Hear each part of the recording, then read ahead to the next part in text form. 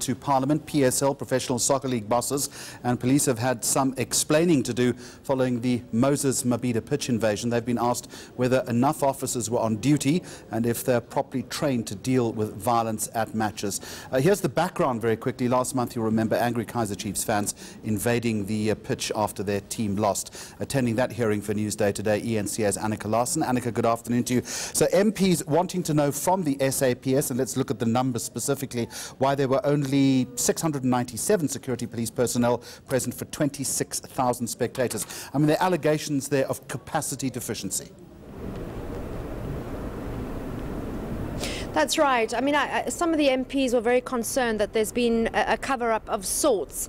The National Police Commissioner was there because if there's a high-risk threat assessment done, then the National Commissioner has to put certain strategies in place. This was set up after the Ellis Park tragedy of 2001.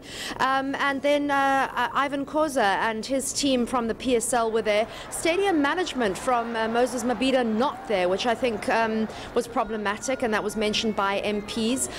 But several issues that turned out to be something that weren't answered, and nobody really taking responsibility. Police saying that their crime intelligence operatives had warned them ahead of the game that the Chiefs fans were not happy with Steve Compella, the former coach. He resigned the following day after the chaos, and that there could be a possible pitch invasion.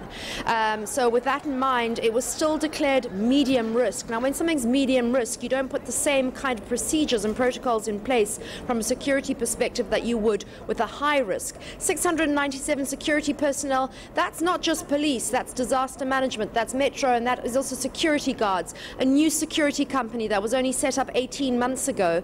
And the turnstiles weren't working. Only 18 of the 40 turnstiles were working on the day of the match, which had already started problems with crowd control, and you could also see in the footage apparently some of the fans setting parts of the stadium alight and throwing objects at the technical team area, and the police not moving fast enough, the public order police not moving fast enough in that footage. So Annika, as this is unfolding, one can sense that it was a recipe for catastrophe. One of the other things that was also raised today was as far as private security personnel is concerned, and it's not the first time we've heard this relating to soccer matches before. They are simply not equipped, they're not trained to deal with issues like this.